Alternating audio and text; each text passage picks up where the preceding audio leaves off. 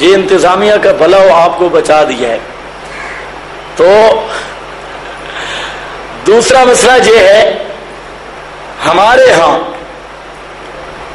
جب عالم الغیب بھی اللہ ہے، مختار کل بھی اللہ ہے، تو پھر مشکلوں میں پکارے جانے کے لائق بھی صرف اللہ ہے، اور نظر و نیاز کے لائق بھی صرف اللہ ہے۔ یہ قرآنی مضامین کا خلاصہ آ رہا ہے، نظر و نیاز کے لائق بھی صرف اللہ ہے یہ۔ اور جبکہ بریلویوں کے نزدیک ہر ساوی جھنڈی والا، سبز جھنڈی والا، ہر قبر والا وہ مشکل کشا بھی ہے، حاجت روا بھی ہے، ہر علاقے کا ایک بڑا الہ اور باقی چھوٹے چھوٹے، اور یہ بھی اختلافی مسئلہ ہے۔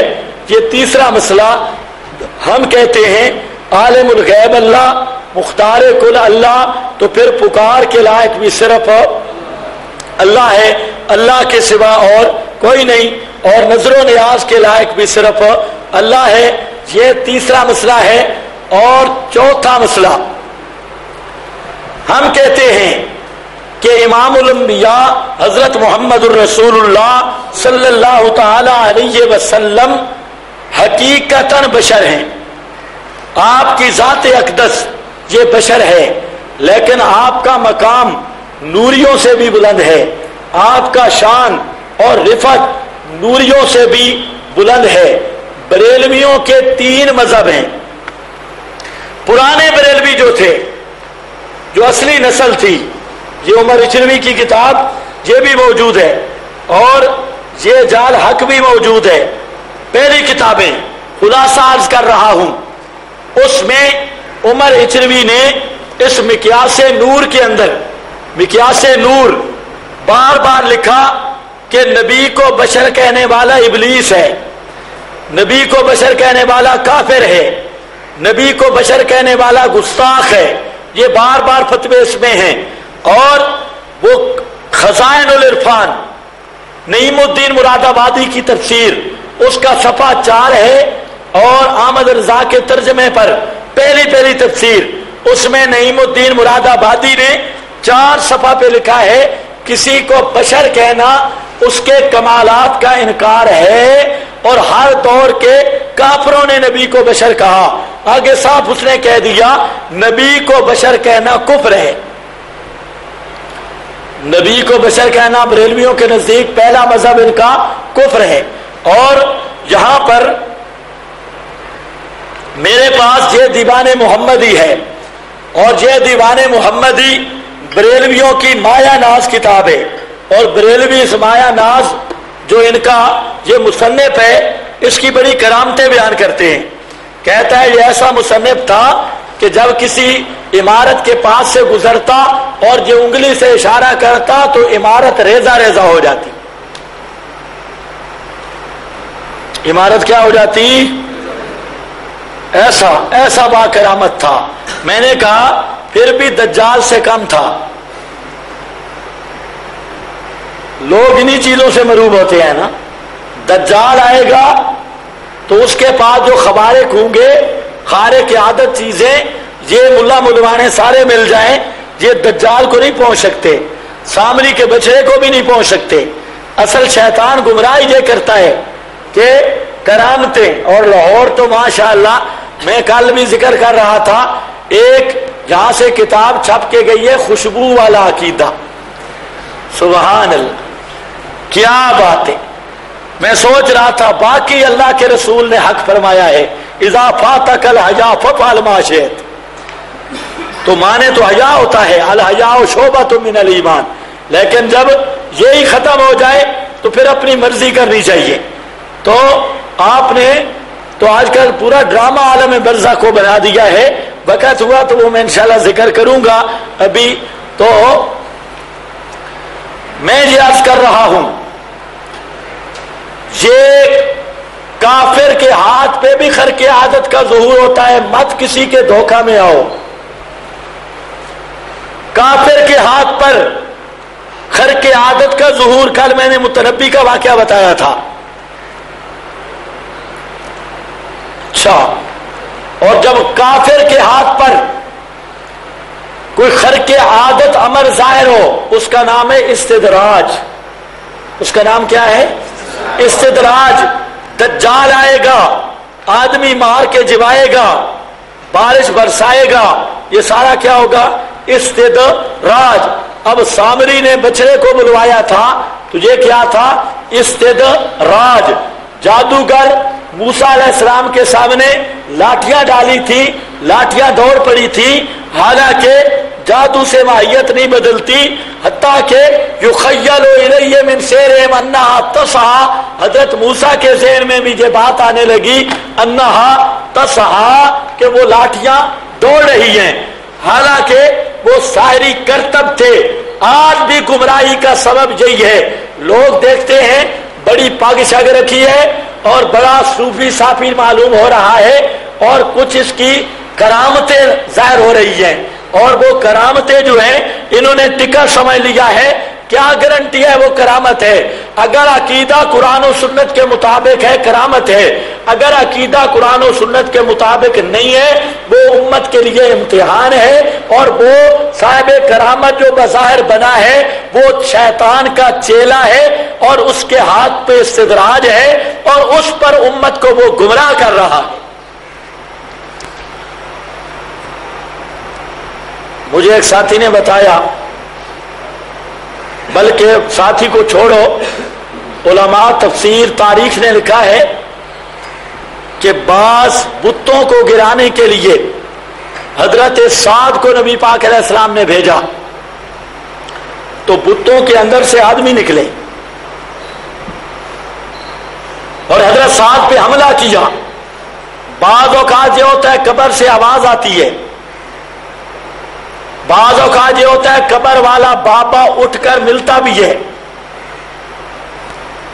بظاہر یہ لگتا ہے کہ قبر سے آدمی نکل آیا مل رہا ہے، اور جس کو یہ کہتے ہیں ہم نے مراقبہ کیا ہے، کشف ہوا ہے، تو وہ قبر والا بابا بعض اوقات ملتا ہے. ذرا خیال کرنا اس کے ذہن میں وہ بابا ہے. اور بعض اوقات عالم بیداری میں بابا آتا ہے، اور بعض اوقات 10 محرم کو چڑیا مارتا رہا، رات کو سویا، بڑی نورانی شکل ہے، سفید داڑھی ہے، پگڑی رکھی ہے، تسبیح ہاتھ میں ہے، اور بہت بڑا شیخ الحدیث مفتی اعظم ہے.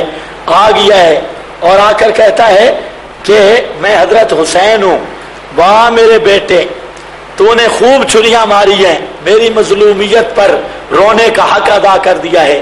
یہ صبح اٹھا ہے، کہتا ہے مجھے خدا کی قسم حضرت حسین ملے. اور یہ کہتا ہے دوسرا وہ اس کو حضرت حسین مل گئے، اس کو بابا جیلانی مل گیا، میرے نام کی بیٹا 11ویں دیا کرو. رات کو نورانی شکل ملی، بڑا شیخ جیلانی ہوں، میرے نام کی 11ویں دو. دن کو ملے میں فلاں بابا ہوں اور میں فلاں حکم کرتا ہوں. یہ سوال ہوئے اللہ کے نبی پر.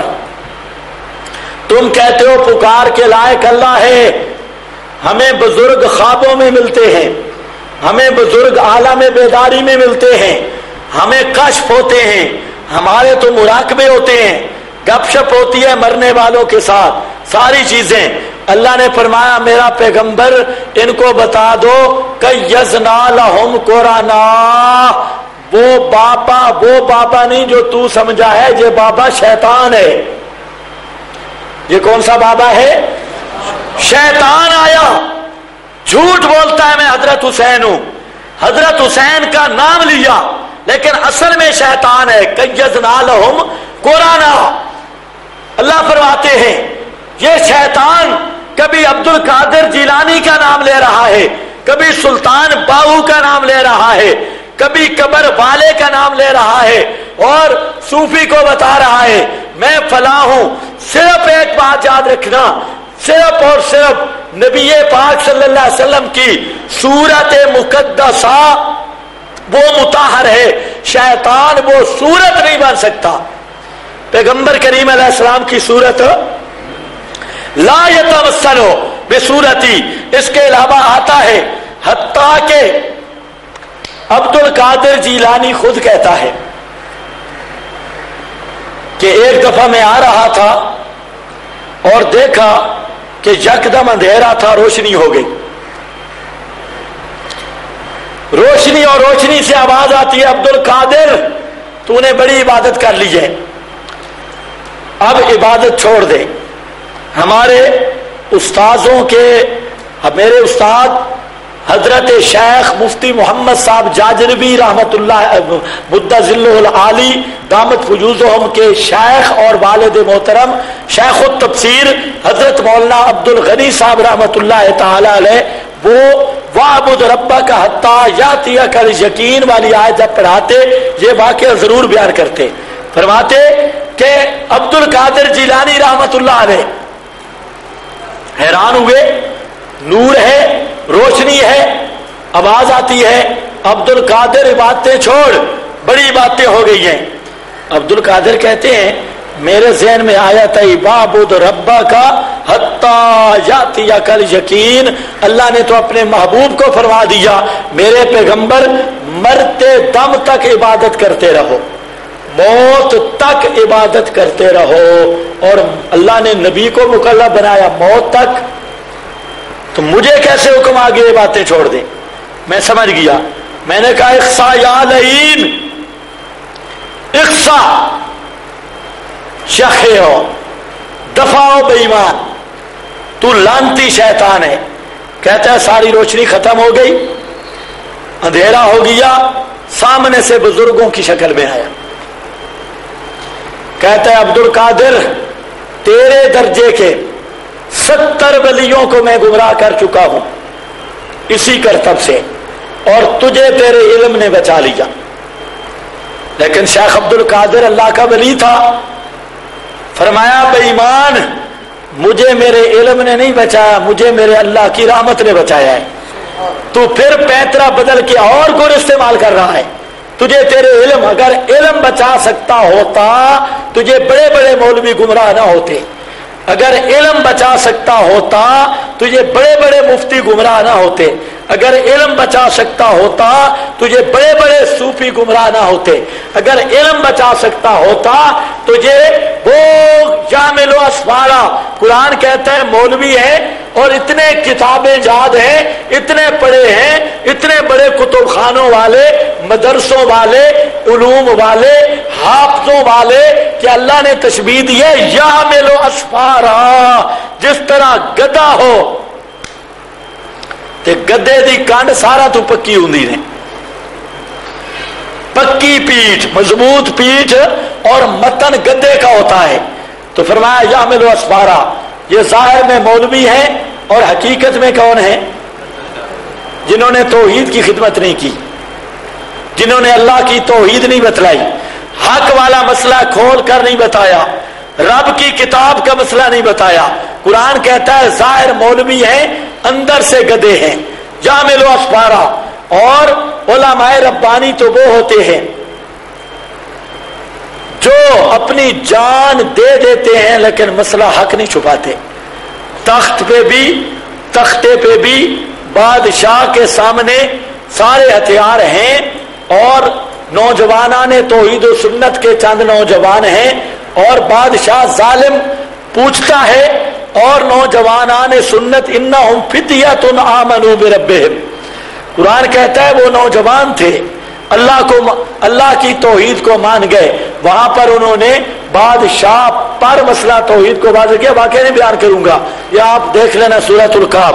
अर्ज ये कर रहा हूं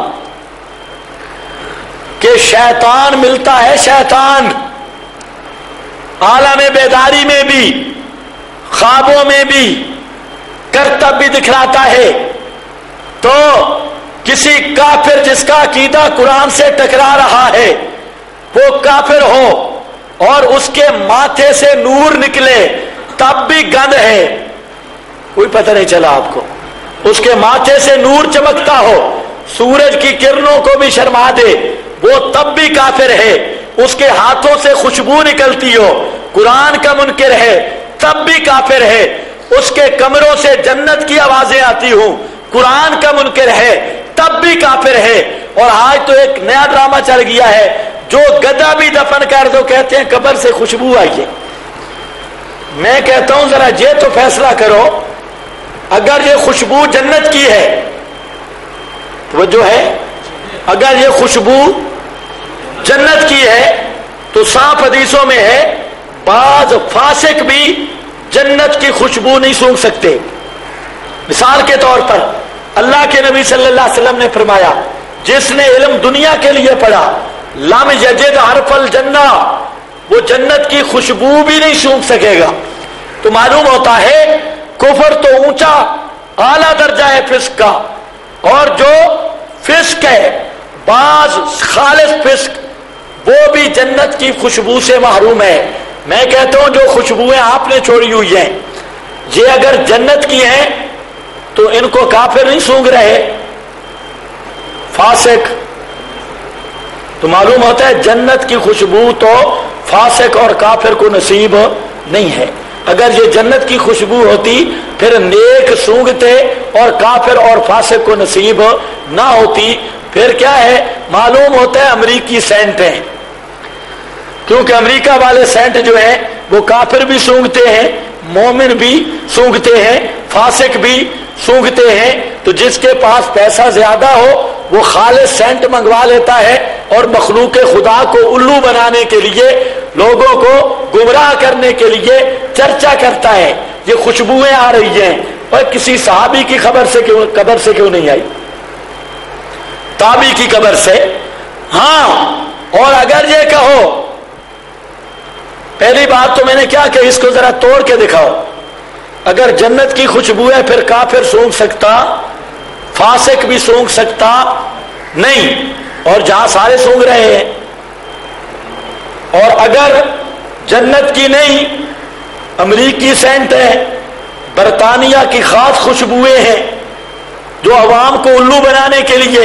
हमारा धराबी है इलाका तलागंग के करीब धराबी, वहां पर एक शैतान ने, पिछले साल का वाकया है, 12 रबीउल अव्वल को एक ड्रामा रचाया।